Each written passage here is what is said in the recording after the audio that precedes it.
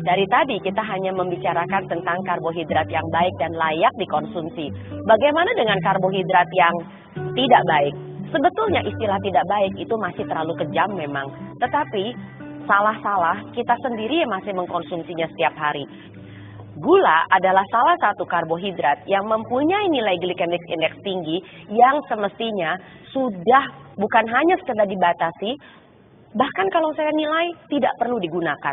Kenapa demikian? Karena kita sudah menggunakannya dengan cara yang terlalu berlebihan. Bukan hanya sekedar untuk membuat teh, membuat kopi, tapi juga untuk berbagai macam makanan yang kita bikin setiap hari di dapur. Bahkan namanya saja sayur asem, tapi gulanya selalu harus ada 1 sendok makan. Kacau bukan? Jadi hindari sedapat mungkin pemakaian gula.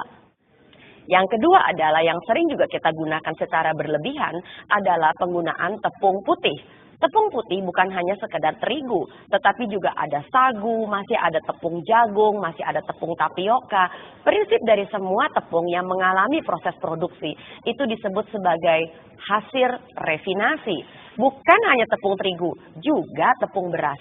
Mengapa demikian? Karena semua tepung ini dan produk gandum bukan dalam bentuk biji-bijian lagi, itu mempunyai nilai glycemic index yang masih tinggi dan sangat tinggi bahkan. Dan yang ketiga, yang sering kali kita juga masih gunakan secara berlebihan adalah beras putih. Beras putih mempunyai nilai glycemic index yang sangat bervariasi dari satu negara ke negara yang lain. Bahkan beras yang pulen, wangi, kristal itu adalah beras yang sudah melalui begitu banyak proses produksi, di mana bukan hanya sekedar kulit arinya sudah hilang, tetapi juga lembaganya sudah diambil untuk menghindari pembusukan yang terlalu cepat, bahkan sudah diberi pengharum, diberi pemutih bahkan. Sedemikian rupa sehingga beras kita sudah jauh dari bentuk aslinya yang semula. Apabila Anda betul-betul masih menginginkan adanya beras, makanlah beras pecah kulit. Tidak hanya beras merah, tapi disebut sebagai beras pecah kulit. Beras pecah kulit itu adalah beras yang masih menggunakan proses penumbukan yang secara alami yang masih ada di kampung-kampung. Bukan melalui proses penggilingan dan proses refinasi.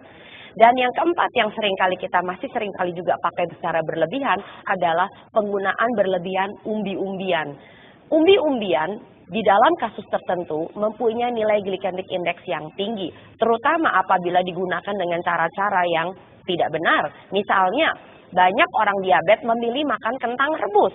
Padahal kentang kalau direbus, nilai glycemic index-nya semakin meningkat. Apalagi orang Indonesia, kentangnya rebus, lalu kemudian kulitnya dibuang. Nah, justru kentang yang masih ada kulitnya itu masih membantu agar nilai glycemic index-nya tidak terlalu tinggi. Dari tadi kita juga bicara soal nilai glycemic index tinggi yang mengganggu kesehatan manusia. Memang ada apa sih dengan nilai glycemic index yang tinggi? Makanan-makanan yang begitu mudah dicerna menjadi gula akan mengakibatkan gula darah Anda dan saya meledak dalam waktu yang sangat singkat, bahkan seringkali kurang dari 2 jam. Yang terjadi adalah badan kita mengeluarkan yang disebut sebagai hormon insulin. Hormon insulin mempunyai pekerjaan tekan gulanya, lalu kemudian di stok, disimpan. Nah, simpanan gula itu seringkali disimpan dalam bentuk yang disebut sebagai glikogen, entah itu di otot atau di dalam hati. Tapi jangan lupa, deposit di dalam otot dengan hati itu sangat kecil sekali. Jadi larinya kemana? Jaringan lemak lah ya. Nah, yang terjadi adalah kalau lemak Anda semakin lama semakin banyak. Jadi pekerjaan insulin adalah tekan gulanya, simpan jadi lemak. Tekan gulanya, simpan jadi lemak. Sudah tahu kan kenapa makan karbohidrat ujung-ujungnya juga jadi gemuk, walaupun non-fat. Nah, apa yang terjadi sekarang apabila insulin Anda sudah masuk ke dalam taraf yang mengerikan, terlalu tinggi? Yang pertama, risiko resistensi insulin akan terjadi, yaitu di mana insulin Anda sudah tidak mampu lagi untuk secara sensitif menekan kadar gula yang berlebih. Inilah awal kenapa seseorang mampu atau bisa menjadi penderita diabetes atau kencing manis tipe 2. Setiap kali terjadi peledakan insulin, maka diam-diam badan kita juga akan melakukan beberapa reaksi hormonal sesudahnya yang disebut dengan penyempitan pembuluh darah dengan segala macam akibatnya. Termasuk Rasa kesemutan pertanda bahwa tidak efisiennya, tidak sufficientnya aliran darah sampai dengan ke ujung-ujung jari Anda. Lalu penyempitan pembuluh darah bisa juga terjadi bukan hanya di ujung jari, tapi di seluruh pembuluh darah besar Anda. Itu saatnya ketika hipertensi sudah mulai di depan mata. Apabila pembuluh darah Anda sudah mulai menyempit, bukan hanya sekedar di pembuluh darah sepanjang badan, tapi juga sampai dengan pembuluh darah otak, maka segala macam risiko akan mulai muncul.